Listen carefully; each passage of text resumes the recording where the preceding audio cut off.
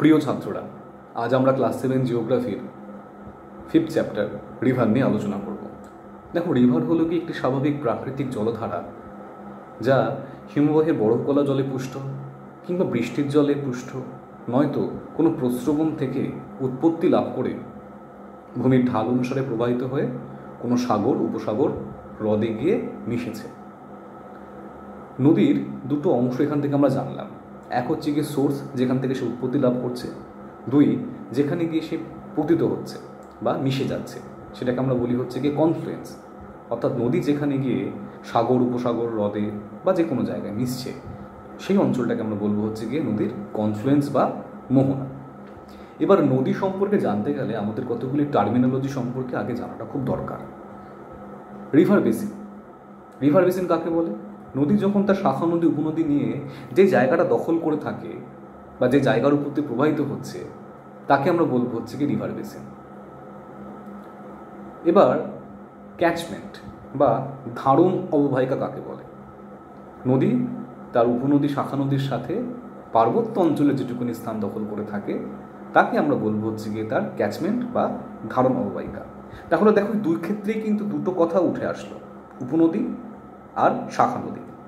তাহলে এই দুটো সম্পর্কে জানা যাক। উপনদী কি? যখন কোনো একটি নদী অন্য কোনো উৎপত্তিস্থল থেকে উৎপন্ন হয়ে আরেকটি নদীতে গিয়ে মিশছে, তখন সেই নদীটিকে বলা হয় ওই নদীটির উপনদী। যেরকম দেখো, যমুনা। যমুনা উৎপত্তি লাভ করেছে যমুনেত্রী গ্লেশিয়ার থেকে। সেখান থেকে ভূমির ঢাল অনুসারে প্রবাহিত হয়ে গঙ্গার সাথে মিশেছে, তাই গঙ্গার ট্রিবিউটারি বা উপনদী হলো গিয়ে যমুনা। শাখা নদী তাহলে কি? যখন কোনো নদী থেকে শাখার মতো অন্যান্য নদীর উৎপত্তি হয়, তখন তাকে আমরা বলি হচ্ছে গিয়ে শাখা নদী। গঙ্গা মুর্শিদাবাদে যখন প্রবেশ করলো, মুর্শিদাবাদের ধুলিয়ানে, তখন সে দুটো ভাগে বিভক্ত হলো। এক ভাগ গেল পদ্মা নামে বাংলাদেশের উপর দিয়ে, আরেক ভাগ গেল ভাগীরথী হুগলি নামে পশ্চিমবঙ্গের উপর দিয়ে। পশ্চিমবঙ্গের উপর দিয়ে প্রবাহিত হয়ে বঙ্গোপসাগরে গিয়ে পড়ল। তাহলে এই ভাগীরথী হুগলি কিংবা পদ্মা হলো গিয়ে গঙ্গার শাখা নদী। আচ্ছা, এরপর আমরা আসবো হচ্ছে কি ওয়াটারশেড বা জল বিভাজিকা কাকে বলে। সাধারণত যেই উচ্চভূমি, তা সে পর্বত হোক, মালভূমি হোক, যাই হোক না কেন, সেটা যখন দুটো নদী গোষ্ঠীকে বিভক্ত করছে, তখন তাকে আমরা বলবো হচ্ছে গিয়ে ওয়াটারশেড বা জল বিভাজিকা। বিভিন্ন পাহাড় এই ক্ষেত্রে বিভিন্ন ভূমিকা নিয়ে থাকে। যেরকম বিন্ধ্য পর্বত গুরুত্বপূর্ণ, পশ্চিমঘাট পর্বত, আমাদের হিমালয় পর্বত কিন্তু অন্যতম জল বিভাজিকা হিসাবে গুরুত্বপূর্ণ। একটা ছবির মাধ্যমে দেখলে ব্যাপারটা অনেক স্পষ্ট হতে পারে।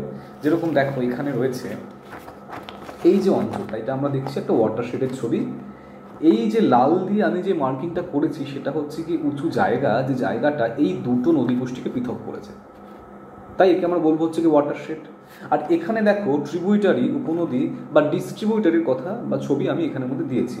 দেখো, বুঝতেই পারছো, এই অ্যারোগুলোকে ধরে দেখলে দেখতে পারবে যে এই প্রত্যেকটা নদী কোন দিকে প্রবাহিত হয়েছে এবং মিশেছে গিয়ে একটা নদীতে। তাহলে এই নদীটার উপনদী হচ্ছে কি এরা প্রত্যেকেই, কারণ এদের প্রত্যেকের সোর্স রিজিয়নগুলো কিন্তু আলাদা আলাদা। ডিস্ট্রিবিউটারের ক্ষেত্রে কি দেখছো, একটা নদী, এই যে বড় নদীটা, এই নদীটার থেকে অন্যান্য নদীগুলি উৎপত্তি হয়েছে এবং পরবর্তীকালে ভূমির ঢাল অনুসারে প্রবাহিত হয়েছে, তাই একে আমরা বলবো হচ্ছে কি ডিস্ট্রিবিউটারি। আচ্ছা, এবার আমরা আসবো হচ্ছে কি রিভার ভ্যালি কাকে বলে। সোর্স থেকে কনফ্লুয়েন্স পর্যন্ত যে খাতের মধ্যে দিয়ে নদী প্রবাহিত হচ্ছে, যেই একটা সংকীর্ণ দীর্ঘ খাত, তাকে আমরা বলবো হচ্ছে গিয়ে নদী উপত্যকা বা রিভার ভ্যালি। এইবার যে বিষয়গুলো সম্পর্কে আমাদের জানতে হবে, দেখো, নদী তার প্রবাহের, জলের প্রবাহের দিক থেকে দুভাগে ভাগ করা যায় নদীকে। একটা হলো পেরিনিয়াল রিভার, আর একটা হচ্ছে কি নন পেরিনিয়াল রিভার। পেরিনিয়াল রিভার বলতে যেই নদী উঁচু পার্বত্য অঞ্চল থেকে হিমবাহের বরফ গলা জলে পুষ্ট, অর্থাৎ গ্লেশিয়ার মেল্টিং ওয়াটার দিয়ে পুষ্ট হয়, তাকে আমরা বলি হচ্ছে গিয়ে পেরিনিয়াল রিভার। এই নদীগুলির জলধারা সারা বছর ধরে বর্তমান থাকে, এমনকি শুষ্ক ঋতুতেও এই জলধারা শুকিয়ে যায় না। এই নদীগুলিকে পেরিনিয়াল বা নিত্যবহ নদী বলে। মানচিত্রে একে নীল রঙের কালি দিয়ে দেখানো হয়ে থাকে। আর নন পেরিনিয়াল রিভারটা কি? এটা হচ্ছে ঠিক তার উল্টোটা পেরিনিয়াল রিভারে। যে সমস্ত নদী সাধারণত অল্প উচ্চভূমি অঞ্চল থেকে উৎপন্ন হয় এবং যা বৃষ্টির জলে পুষ্ট, তাকেই আমরা বলবো হচ্ছে কি নন পেরিনিয়াল রিভার। কেন বলবো? কারণ এই নদীতে শুষ্ক ঋতুতে জলপ্রবাহ বজায় থাকে না। মানচিত্রে এদের কালো রং দিয়ে পরিদর্শিত করা হয়। তাহলে আমরা কি কি জানলাম? আমরা জানলাম সোর্স কাকে বলে, কনফ্লুয়েন্স কাকে বলে, ট্রিবিউটারিজ কি, ডিস্ট্রিবিউটারিজ কি, রিভার বেসিন কি, ক্যাচমেন্ট এরিয়া কি, ওয়াটারশেড কি, এবং আমরা জানলাম পেরিনিয়াল, নন পেরিনিয়াল রিভার আর রিভার ভ্যালি সম্পর্কে। একটা ছোট্ট ছবি দেখো, ব্যাপারটার ক্ষেত্রে আরেকটু ক্ল্যারিফাই হতে পারো। দেখো এই ছবিটার মধ্যে দিয়ে তুমি দেখতে পাচ্ছ সোর্স রিজিয়ান, তুমি দেখতে পাচ্ছ ওয়াটারশেড, ট্রিবিউটারি, ডিস্ট্রিবিউটারি, ঠিক আছে, ক্যাচমেন্ট এরিয়া, এই ধরনের জিনিসপত্রগুলি একটা ছবির মাধ্যমে অনেক বেশি করে স্পষ্ট হতে পারে তোমাদের কাছে। আচ্ছা, এইবার রিভারের ক্ষেত্রে আমাদের যে বিষয়গুলো সম্পর্কে জানতে হবে তা হচ্ছে কি, যে কোনো রিভার মানেই কিন্তু সে আইডিয়াল রিভার নয়। এবার আইডিয়াল রিভার নয় বা আদর্শ নদী নয়, সেটা কি করে বুঝবো? দেখো, নদীর মূলত তিনটে গতি বা তিনটে প্রবাহ থাকে: উচ্চ প্রবাহ, মধ্য প্রবাহ আর নিম্ন প্রবাহ। যেই নদীর মধ্যে এই তিনটে প্রবাহ একদম স্পষ্টভাবে বিবেচিত হয় বা পরিদর্শিত হচ্ছে, তাকেই আমরা বলবো হচ্ছে গিয়ে একটি আদর্শ নদী বা আইডিয়াল রিভার। যেরকম গঙ্গা নদী, গঙ্গা নদীর ক্ষেত্রে এই তিনটে প্রবাহ অত্যন্ত স্পষ্টভাবে আমরা বুঝতে পারি। যেরকম গঙ্গা গঙ্গোত্রী হিমবাহ থেকে উৎপন্ন হয়েছে, গঙ্গোত্রী হিমবাহ থেকে হরিদ্বার পর্যন্ত যে অঞ্চলটা, সেটা হচ্ছে কি গঙ্গার উচ্চ পর্যায়ের গতি। হরিদ্বার থেকে মুর্শিদাবাদ পর্যন্ত এই যে পার্টিকুলার জায়গাটা, এটা হচ্ছে কি গঙ্গার মধ্য প্রবাহ বা মধ্যগতি। আর মুর্শিদাবাদ থেকে একেবারে বঙ্গোপসাগর বা কনফ্লুয়েন্স পর্যন্ত গঙ্গার যে প্রবাহটা পড়ে থাকলো, সেটা হচ্ছে গঙ্গার নিম্ন প্রবাহ। এই তিনটে প্রবাহ কিন্তু গঙ্গা নদীর মধ্যে খুব স্পষ্টভাবে পরিলক্ষিত হচ্ছে, তাই গঙ্গাকে আমরা একটি আদর্শ নদী বলতে পারি। এইবার এই যে তিনটে প্রবাহ, এই তিনটে প্রবাহ সম্বন্ধে আমাদের জানতে হবে। দেখো, উচ্চ প্রবাহ মানে যখন নদী উঁচু পার্বত্য অঞ্চলের উপর দিয়ে প্রবাহিত হচ্ছে, তখন তাকে আমরা বলবো হচ্ছে কি নদীর উচ্চ প্রবাহ। এই সময় কীরকম থাকে? এই সময় ভূমির ঢাল অত্যন্ত বেশি থাকে, নদীর জলের গতিবেগ অত্যন্ত বেশি থাকে, এবং নদীর জলের এই যে গতিবেগ বা এই যে ফোর্স, এই ফোর্সের জন্য সে কিন্তু আঘাত করে শিলা, পাথর, উপত্যকার বিভিন্ন অংশকে ক্ষয় করতে পারে বা ক্ষয়কার্যের কাজটি বা ইরোশনাল যে কাজটি সম্পন্ন করতে পারে। এই সময় ইরোডেড মেটেরিয়ালসগুলি নদীর জলের গতিবেগের সাথে খুব সহজেই উঁচু স্থান থেকে নিচু স্থানে অর্থাৎ ঢাল বেয়ে প্রবাহিত হতে পারে। মধ্যগতি কি? মধ্যগতি যখন ভূমির ঢাল আরেকটু কমে গেল, তখন নদীর গতিপথ, তখন নদীর গতিবেগ বা ফোর্স সেই সঙ্গে তাল মিলেও কিন্তু কমে যাবে। এই ক্ষেত্রে ইরোশনের মাত্রাটাও কমে যাবে, ট্রান্সপোর্টেশনটা মাত্রাটা কমবে। মূলত ট্রান্সপোর্টেশন ওয়ার্ডগুলি মধ্যপ্রবাহতে ডমিনেন্ট হিসাবে আমরা দেখতে পাই। আর নিম্ন গতিতে কী হচ্ছে? ভূমির ঢাল একেবারেই কম, নদী তখন সমতল ভূমির উপর দিয়ে প্রবাহিত হচ্ছে।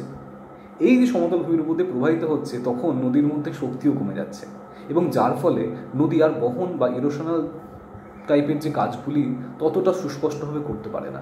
তখন যে কাজটা প্রমিনেন্ট হয়ে থাকে সেটা হচ্ছে কি ডিপোজিশন বা নদীর সঞ্চয় কার্য। এবার এই যে তিনটে গতি, এই যে তিনটে প্রবাহ, একে আমরা মানুষের জীবনের সাথে তুলনা করতে পারি, যাতে আমরা খুব ইজিলি ব্যাপারটাকে রপ্ত করতে আমাদের যাতে সুবিধা হয়। যেরকম দেখো, এই যে নদীর উচ্চ প্রবাহ, তখন নদী প্রচণ্ড গতিবেগ থাকে, নদী তখন উপত্যকার সঙ্গে সামঞ্জস্য বিধানের চেষ্টা করে, কিন্তু ভূমির ঢাল অত্যন্ত বেশি হওয়ার জন্য সেই সামঞ্জস্য সঠিকভাবে গড়ে ওঠে না। এই যে সময়টা, এটা মানুষের জীবনে যৌবন সময়ের সাথে বা যৌবন পর্যায়ের সাথে তুলনা করা যেতে পারে। পরবর্তী পর্যায়ে নদীর যখন কিছুটা, যে অঞ্চলের উপর দিয়ে প্রবাহিত হচ্ছে তার ঢাল যখন কিছুটা কমে, তখন নদীর গতিপথও কিছুটা কমে যায়। নদী চেষ্টা করে অনেকটাই যে সামঞ্জস্য বিধানে যাতে সম্ভবপর হওয়া যায়, তখন নদীর সেই অঞ্চলের ভূমিভাগের সঙ্গে সামঞ্জস্য বিধানের সাধ্যমতো চেষ্টা করে, এবং সে অনেকটাতে সেটা সেই ক্ষেত্রে সফল হয়ে যায়।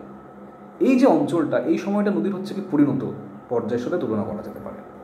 আর একেবারে যে নিম্ন প্রবাহ, সেই প্রবাহেতে নদীর ঢাল বা নদীর যে গতিপথের ঢাল অত্যন্ত কম হয়, তখন নদীর শক্তি কম হয়, ফলে নদীর মধ্যে আর বহন করার ক্ষমতা থাকে না, বা আমি যেটা বললাম ইরোশন করার ক্ষমতাটা থাকে না। এই সময়টা যখন আমরা আমাদের শক্তির অনেকটা, জীবনের শক্তির অনেকটা হারিয়ে ফেলি, দৈহিক শক্তি, সেই সময়টা আমাদের জীবনে থাকে বার্ধক্য। তাই বার্ধক্য অবস্থার সাথে এই নিম্ন গতিকে আমরা কম্পেয়ার করতে পারি। এবার এই যে 3 ধরনের গতি, এতে কিন্তু 3টে ফ্যাক্টর রয়েছে। প্রথম কথা হলো কি ভূমির ঢাল, দ্বিতীয় প্রবাহিত জলের পরিমাণ, আর আরেকটা বিষয় সেটা হলো গিয়ে নদীর গতিবেগ। এবার ঢাল যদি বেশি হয় তখন কি হবে? তখন পদার্থগুলি, যেগুলি ক্ষয়জাত পদার্থ বা ইরোডেড মেটেরিয়াল, সেগুলি খুব সহজেই প্রবাহিত হতে পারবে। জল পরিমাণ বা জলের প্রবাহের পরিমাণ বেশি হলে কি হবে? নদী সমস্ত বাধাকে অতিক্রম করতে পারবে। আর যখন নদীর জলের গতিবেগ বেশি হবে তখন কিন্তু সে ক্ষয়কার্যের পরিমাণটাকে অনেক বাড়িয়ে ফেলতে পারবে। তাহলে এই হলো নদীর 3টে গতিপথ এবং তার সাথে আমাদের জীবনের বিভিন্ন পর্যায়ের তুলনা। এইবার একটা ছোট্ট ছবির ফ্রেমের মধ্যে তুমি সবটাই দেখে নিতে পারো। যেরকম আমি এখানে এঁকেছি, দেখো নদীর 3টে ভূমির ঢালের সাথে নদীর কিছু ওয়ার্ডগুলি আমি এখানের মধ্যে একটি ফ্রেমের মধ্যে বাঁধার চেষ্টা করেছি। যেরকম দেখো এই যে অঞ্চলটা, যেখানটা দেখতে পাচ্ছ যে উঁচু অঞ্চল, সুউচ্চ অঞ্চল, সেই অঞ্চলটা হচ্ছে কি নদীর আপার কোর্স। সেখানে কি ধরনের কাজ চলে? সেখানে ইরোশন অ্যান্ড ট্রান্সপোর্টেশন কাজের প্রভাবটা বেশি। তখন কি হয়? তখন ভ্যালি ডিপনিং বা নিম্নক্ষয়ের পরিমাণটা বেশি থাকে, নিচের দিকে নদী ক্ষয় করতে বেশি থাকে, যাকে বলা হয় নিম্নক্ষয়। পাশাপাশি ক্ষয় কিন্তু তখন অনেকটাই কম হয়। ঠিক আছে, তখন ভ্যালি ডিপনিংটা হয়ে থাকে। এবং এই উপরে দেখো এই স্টেজটা কি স্টেজ? এই স্টেজটা হচ্ছে কি ইউথ স্টেজ বা যৌবন পর্যায়। পরবর্তীর যে অঞ্চলটা মিডিলে যেটা রয়েছে সেটা হচ্ছে কি নদীর মিডিল কোর্স। এই সময় কোন কোন ওয়ার্ডগুলো মেনলি হয়? Erosion, transportation and deposition. Erosion ট্রান্সপোর্টেশনের পরিমাণটা কম্পারেটিভলি আপার কোর্স থেকে অনেকটাই কম হয়। এখানে শুধুমাত্র ট্রান্সপোর্টেশনের কাজটাই খুব প্রমিনেন্ট থাকে এবং কিছু কিছু ক্ষেত্রে ডিপোজিশনের পরিমাণটা আমরা দেখতে পারি। আপার কোর্সে যেরকম ভ্যালি ডিপনিংটা দেখেছি আমরা, এইখানে আমরা দেখব ভ্যালির ওয়াইডনিং, মানে পার্শ্বক্ষয়টা বেশি হতে থাকবে। এই স্টেজটাকে আমি বলবো ম্যাচিওর স্টেজ, কারণ নদী তার গতিপথের সাথে, গতিপথের যে ভূমিভাগ তার সাথে সামঞ্জস্য বিধানের চেষ্টা করে এবং অনেক ক্ষেত্রে সফল হয়। পরবর্তী যে পর্যায়টা সেটাকে আমি বলবো হচ্ছে কি লোয়ার কোর্স বা নিম্নগতি। সেখানে কোন কাজটা প্রমিনেন্ট? সেখানে ডিপোজিশন কাজটা প্রমিনেন্ট। একে ওল্ড স্টেজ বলা হয়। নদীর গতিপথ, নদীর গতিবেগ অনেকটা কমে যায় এবং উপত্যকার সবচেয়ে চওড়া এখানে, কিন্তু নদীর প্রবাহ বেগ অনেকটাই কম। ফলে ডিপোজিশনের পরিমাণটা, যেই পদার্থগুলি সে আপার কোর্সে, মিডিল কোর্সে ক্ষয় এবং বহন করে এনেছিল, সেইগুলি এই পর্যায়ে এসে ডিপোজিটেড হয় বা সঞ্চিত হয় এবং সঞ্চয়জাত ভূমিরূপ কিছু গড়ে ওঠে। এবার আমরা নদীর এই বিভিন্ন গতির সাথে রিলেটেড কিছু ভূমিরূপ সম্বন্ধে আমরা জানব। প্রথমে আমরা দেখব হচ্ছে গিয়ে কিছু ল্যান্ডফর্ম, যেগুলি বেসিক্যালি গড়ে উঠছে নদীর উচ্চ প্রবাহতে। আমি আগেই বলেছি উচ্চ প্রবাহ মানে হচ্ছে গিয়ে যৌবন অবস্থা। তখন নদীর গতিবেগ অত্যন্ত বেশি। গতিবেগ বেশি থাকায় নদী তার উপত্যকাকে, নদী তার খাতকে অনেক বেশি করে নিম্নক্ষয়ের মধ্যে আনতে পারে। পার্শ্বক্ষয়টা কম হয়, নিম্নক্ষয়ের পরিমাণটা বেশি হয়। এই সময় ক্ষয়ের পরিমাণটা বেশি এবং ক্ষয়জাত পদার্থ খুব সহজেই এক স্থান থেকে অন্য স্থানে ভূমির ঢাল অনুসারে প্রবাহিত হয়ে যায়। কিছু ভূমিরূপ দেখে নেব। আমি প্রথম যে ভূমিরূপটা সম্বন্ধে আলোচনা করবো সেটা হচ্ছে কি আই শেপ ভ্যালি আর V shape valley. River valley তোমরা পড়েছো। এবার এই ভ্যালিটা কখন আই শেপ বা কখন ভি শেপ হচ্ছে? দেখো, যখন নদী পার্বত্য অঞ্চলের উপর দিয়ে প্রবাহিত হচ্ছে, কিন্তু সেখানে শুধুমাত্র নদীর মাধ্যমে ক্ষয়কার্য করারই সবচেয়ে বেশি ক্ষমতা, যেখানে অন্যান্য প্রাকৃতিক শক্তি যেরকম গ্লেশিয়ার বা ধরো বৃষ্টিপাতের প্রভাবটা খুব কম। ফলে এই ক্ষেত্রে শুধুমাত্র নিম্নক্ষয়টাই সম্ভব হয়, পার্শ্বক্ষয়টা সম্ভব হয় না। ভ্যালি ডিপনিংটাই চলে। করাতের মতো নদী তার জলের মাধ্যমে উপত্যকাকে খনন করতে থাকে। সেই ক্ষেত্রে একটি গভীর আয়াকৃতির উপত্যকা সৃষ্টি হয়। এটা কিন্তু শুষ্ক অঞ্চলের ক্ষেত্রে প্রমিনেন্ট। আবার যদি আর্দ্র অঞ্চলে উচ্চ পার্বত্য অঞ্চলের মধ্যে নদী প্রবাহিত হচ্ছে তখনও কিন্তু তার নিম্নক্ষয় চলে, কিন্তু সেইখানে বৃষ্টিপাত বা অন্যান্য প্রাকৃতিক শক্তির জন্য পার্শ্বক্ষয়ের পরিমাণও কিন্তু বৃদ্ধি পায়। ফলে আই শেপ ভ্যালিটা কিছুটা হলেও ভি শেপ হয়ে যায়, গভীরতা থাকে কিন্তু তার সাথে একটু পার্শ্বক্ষয় হয়ে থাকে। এটা হচ্ছে কি আমার ভি শেপ ভ্যালির একটি ছবি। আচ্ছা, এরপরে আমি আসবো হচ্ছে কি আরেকটা ভূমিরূপ। যখন নদীর প্রবাহের পথে আড়াআড়িভাবে বা অনুভূমিকভাবে বলতে পারো পর্যায়ক্রমে কঠিন কোমল শিলা সঞ্চিত থাকে, তখন কোমল শিলাগুলি নদীর আঘাতে অত্যন্ত সহজেই ক্ষয়প্রাপ্ত হতে পারে, কিন্তু কঠিন শিলাগুলির ক্ষয় প্রতিরোধ ক্ষমতা বেশি বলে তারা কিন্তু খুব একটা বেশি ক্ষয়িত হয় না। তার ফলে একটি স্টেপ লাইক টোপোগ্রাফির সৃষ্টি হয়, অর্থাৎ সিঁড়ির মতন। এর উপর দিয়ে যখন জল প্রচণ্ড গতিবেগে প্রবাহিত হয় তখন যে ভূমিরূপ তৈরি করে তাকে আমরা বলবো হচ্ছে কি জলপ্রপাত। দেখতে পাচ্ছ এখানে হার্ড রক রয়েছে যেটি কম ক্ষয়প্রাপ্ত হয়েছে এবং সফট রক যেটি বেশি পরিমাণে ক্ষয়প্রাপ্ত হয়েছে। ফলে এই অঞ্চলের মধ্যে যখন জল প্রবাহিত হচ্ছে তখন প্রচণ্ড গতিবেগে সে নিচের দিকে নেমে আসছে। এই ধরনের যে ভূমিরূপ তাকে আমরা বলি হচ্ছে কি ওয়াটারফলস বা জলপ্রপাত। এইবার উচ্চ প্রবাহ থেকে নদী এলো মধ্য প্রবাহে, মিডল কোর্সে। কি করে আমি বুঝতে পারবো না, দেখবো যখন ঢালটা উচ্চ প্রবাহের থেকে কমে গেল সেই সঙ্গে তাল মিলিয়ে কমে গেল আমাদের নদীর গতিবেগ। আর নদীর গতিবেগ কমে যাওয়ার জন্য ইরোশনের মাত্রা কিন্তু অনেকটাই কমে গেল। আস্তে আস্তে ওই ভ্যালিটা আরও পার্শ্বক্ষয়ের মধ্যে আসতে শুরু করলো, যার ফলে এই হঠাৎ যে ঢালের পরিবর্তন তার জন্য কিন্তু নদীর মধ্যে কিছু পরিবর্তন সাধিত হচ্ছে। নদীর মধ্যে বিভিন্ন ধরনের বাঁক নেওয়ার প্রবণতা বৃদ্ধি পাচ্ছে। এই যে বাঁক নেওয়ার প্রবণতা বা বক্রভাবে নদীর গতিপথ তাকে আমরা বলি হচ্ছে গিয়ে মিয়েন্ডার। তুরস্কের মিয়ন্ড্রস নামে এক প্রকার নদীর নাম থেকে, নদীর বাঁক থেকে এই মিয়েন্ডার কথাটার উৎপত্তি হয়েছে। এই ক্ষেত্রে ধরো দু ধরনের বাঁক হয়, একটা হচ্ছে কি উত্তল বাঁক, একটা অবতল বাঁক। উত্তল বাঁকে সবসময় নদীর ধাক্কার প্রবণতাটা বেশি থাকে, সেখানে খাড়া একটি অঞ্চল তৈরি হয়। আর অবতল বাঁকে সঞ্চয় পরিমাণটা কিন্তু বেশি হয়ে থাকে। এই যে মিয়েন্ডার, এই মিয়েন্ডারের ছবি দেখলে আমরা দেখতে পাবো, দেখো এই যে বেঁকে গেছে, কেন বেঁকেছে আমি আগেই বলেছি, হঠাৎ করে ঢালটা কমেছে তাই নদীর বাঁকের পরিমাণটা অনেক বেশি হয়েছে, যেটা পার্বত্য অঞ্চলে আমরা দেখতে পারি না। এবং দেখো ভ্যালিটা কিন্তু অনেক অনেক বেশি প্রসারিত হয়েছে। এই ক্ষেত্রে আরেকটা খুব গুরুত্বপূর্ণ ভূমিরূপ দেখতে পাওয়া যায়, যার নাম হচ্ছে কি অক্সবোলেক বা অশ্বক্ষুরাকৃতি হ্রদ। ফর্মেশন অফ অশ্বক্ষুরাকৃতি হ্রদ বা যাকে আমি বলি ফর্মেশন অফ অক্সবোলেক যদি আমি দেখি তাহলে দেখতে পাবো ধরো প্রথম দিকে নদীটি অল্প বাঁকে প্রবাহিত হচ্ছে, স্টেপ 1। স্টেপ 2তে তার বাঁকের পরিমাণটা বৃদ্ধি পাচ্ছে এবং আমি যেটা বলেছিলাম উত্তল দিকে নদীর জলের ধাক্কাটা বেশি আর অবতল দিকে সেখানে সঞ্চয়ের পরিমাণটা বৃদ্ধি পাচ্ছে। এই খয়েরি হলুদ যে অঞ্চলগুলো রয়েছে সেখানে কিন্তু সঞ্চয়ের পরিমাণটা বৃদ্ধি পাচ্ছে। থার্ড স্টেজে দেখো নদীর বাঁকটা অনেক অনেক বেশি বৃদ্ধি পেয়ে গেল এবং একেবারে শেষ স্টেজে এই যে দুটো বাঁক যারা পরস্পরের কাছাকাছি আসছিল, দুটো বাঁক একসঙ্গে জুড়ে গেল, মাঝখান থেকে নিচের যে অঞ্চলটি বিচ্ছিন্ন হয়ে একটি অশ্বক্ষুরের মতন হ্রদের সৃষ্টি করল। এই ধরনের যে হ্রদ তাকে আমরা বলবো হচ্ছে গিয়ে অশ্বক্ষুরাকৃতি হ্রদ এবং এই হ্রদগুলি অবশ্যই মধ্য প্রবাহে সৃষ্টি হওয়া ভূমিরূপ। এছাড়াও পলল শঙ্কু, পলল বেজনী নামে ভূমিরূপ মধ্য প্রবাহে আমরা দেখতে পারি। বাকি রইল আমাদের নিম্নগতি। এই অঞ্চলে নদীর গতিবেগ অত্যন্ত কম, কারণ ঢাল সবচেয়ে কম, সমতল অঞ্চলের মধ্যে নদী প্রবাহিত হচ্ছে, যার ফলে নদীর মধ্যে সেই আর শক্তিটা, সেই যে বহন করা, সেই যে ক্ষয় করার শক্তিটা কিন্তু আর নেই। নদী তখন কি তাহলে কী করবে? নদী আগে যে পদার্থগুলি ক্ষয় এবং বহন করে এনেছিল ক্ষয়ের মাধ্যমে নদীর জলপ্রবাহের দ্বারা, সেই পদার্থগুলিকে নদী এবার সঞ্চয় করে দেবে, অর্থাৎ ডিপোজিটেড করে দেবে। এই যে সঞ্চয় করার জন্য যে ভূমিরূপ তৈরি হয় তাকে আমরা ডিপোজিটেড ল্যান্ডফর্ম বা সঞ্চয়জাত ভূমিরূপ বলে থাকি। এই ক্ষেত্রে প্লাবনভূমি নামে একটি বিশেষ ভূমিরূপ গড়ে ওঠে। প্লাবনভূমি কি? প্লাবনভূমি হলো গিয়ে ধরো কোনো একটা নদী প্রবাহিত হচ্ছে, তার একটি নির্দিষ্ট জল ধারণ ক্ষমতা আছে। বর্ষাকালে যদি প্রচণ্ড পরিমাণে বেশি বৃষ্টিপাত হয় তাহলে সেই বেশি জলটা, যেটা অতিরিক্ত জল, সেটা দুকুল প্লাবিত করবে।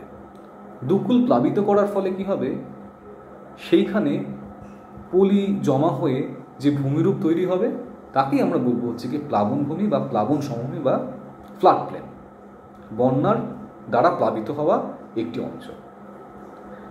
এছাড়াও একেবারে কনফ্লুয়েন্সের জায়গায় যখন নদী মোহনায় পতিত হচ্ছে তখন সে অনেকভাবে সঞ্চয়জাত কিছু ভূমিরূপ তৈরি করছে।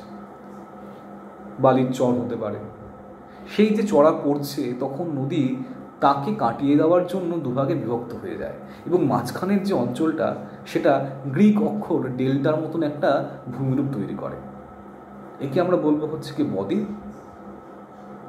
এই যে বদ্বীপ, তোমরা জানো সুন্দরবন বদ্বীপ একটি বৃহত্তম অন্যতম বদ্বীপ আমাদের ভারতবর্ষের ক্ষেত্রে।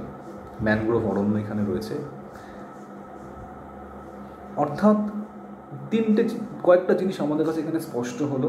নদীর গতি অনুসারে বিভিন্ন রকম ভূমিরূপ এবং সেই ভূমিরূপের মধ্যেও আকৃতিগত রূপভেদ। এইবার আমরা বলতে পারি যে নদী সম্পর্কে বা নদীর সাথে আমাদের জীবনের, আমাদের প্রতিদিনের যে সময়, প্রতিদিনের যে সভ্যতা, তার কিছু গুরুত্বপূর্ণ বিষয় আছে। যেরকম ধরো যে কোনো সভ্যতা, যেই সভ্যতা আমরা ইতিহাসে পড়ে থাকি, আমরা জেনেছি, সব সভ্যতাই কিন্তু নদীর দ্বারা লালিত। ভারত একটি নদীমাতৃক দেশ। ভারতের মানুষজনের কার্যকলাপ সবই কিন্তু নদীকেন্দ্রিক। আমাদের যাতায়াতের সুবিধা বলো, ব্যবসা বাণিজ্য বলো, মৎস্য শিকার, সমস্ত কিছুই কিন্তু আমাদের নদীকেন্দ্রিক। আমাদের এই যে প্লাবনভূমি গড়ে ওঠা, ফসলের জন্য উর্বর জমি গড়ে ওঠা, সবই কিন্তু নদীর থেকেই সৃষ্টি হয়েছে। নদী সভ্যতা সৃষ্টি করে না, তাকে লালনও করে। নদীর প্রভাব আমাদের জন্য অপরিসীম। কিন্তু বর্তমানে বিভিন্ন ধরনের মানুষের কার্যকলাপ, অ্যান্থ্রোপোজেনিক বিভিন্ন রকম কার্যকলাপের জন্য নদীর কিন্তু দূষণের মাত্রা প্রচণ্ড পরিমাণে বেড়ে গিয়েছে। কলকারখানার দূষণজাত জল, সেগুলি যখন নদীর জলের সঙ্গে মিশে তখন নদীর জলকে দূষিত করে। তারপর কৃষিক্ষেত্রের থেকে ধুয়ে যাওয়া বিভিন্ন ধরনের জল, কীটনাশক মিশ্রিত, গৃহস্থলীর কাজকর্ম থেকে, পয় প্রণালীর ব্যবস্থা থেকে নির্গত জল, সবই কিন্তু নদীর জলের দূষণের মাত্রাকে আজকে বহু বহু গুণে বাড়িয়ে দিচ্ছে। তাহলে নদীর সাথে মানুষের জীবনের কার্যকলাপের ব্যাপারটাও কিন্তু আমাদের জানতে হবে। মোটামুটি এই হলো কি আমাদের ফিফথ চ্যাপ্টার সম্পর্কে আলোচনা। এইখান থেকে প্রশ্ন বলতে ধরো নদী কাকে বলে, তারপরে বিভিন্ন রকম ছোট ছোট টিকা, যেরকম উপনদী, শাখা নদী, river basin, catchment area, watershed কাকে বলে, হ্যাঁ, তারপরে ধরো পেরেনিয়াল রিভার, নন পেরেনিয়াল রিভার কাকে বলে। আর হ্যাঁ, দুটো জিনিস আমি বলিনি, সেটা হচ্ছে কি এক অন্তর্বাহিনী নদী আর যেরকম ইনল্যান্ড রিভার আর ইন্টারন্যাশনাল রিভার। ইনল্যান্ড রিভার হচ্ছে কি যেই রিভারটা একটা নদী একটা দেশের থেকে উৎপন্ন হলো, দেশের কোনো জায়গা থেকে উৎপন্ন হয়, সেই দেশের মধ্যেই অন্য কোনো জায়গায় তার কনফ্লুয়েন্স রয়েছে বা সে পতিত হচ্ছে, তাকে আমরা বলবো হচ্ছে কি ইনল্যান্ড। যেরকম হচ্ছে ইনল্যান্ড রিভার, যেটা হচ্ছে কি লুনি, রাজস্থানের লুনি রিভার কিন্তু এই পার্টিকুলার ইনল্যান্ড রিভারের ক্যাটাগরির মধ্যে পড়বে। আবার ধরো যেই নদীগুলি বিভিন্ন দেশের মধ্যে দিয়ে প্রবাহিত হচ্ছে, একটা দেশের মধ্যে দিয়ে নয়, সেই নদীগুলিকে আমরা বলবো হচ্ছে কি ইন্টারন্যাশনাল রিভার। যেরকম রাইন বলতে পারো একটি উল্লেখযোগ্য উদাহরণ হলো গিয়ে এই ইন্টারন্যাশনাল রিভারের ক্ষেত্রে। তাহলে এই দুটো কাকে বলে এরকম আসতে পারে। নদীর গতিপথ, নদীর বিভিন্ন গতিপথ এবং সেই পথ কোন কোন পর্যায়ের সাথে সামঞ্জস্য বিধান করে মানুষের, সেই সংক্রান্ত কিছু প্রশ্ন আসতে পারে।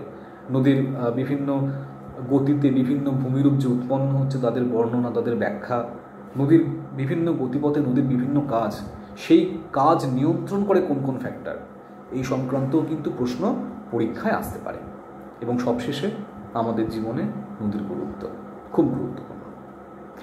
তাহলে এই হলো গিয়ে আমাদের আজকের এই বিষয়গত আলোচনা। পরের ক্লাসে আবার নতুনভাবে দেখা হচ্ছে নতুন চ্যাপ্টারের সাথে। ভালো থেকো।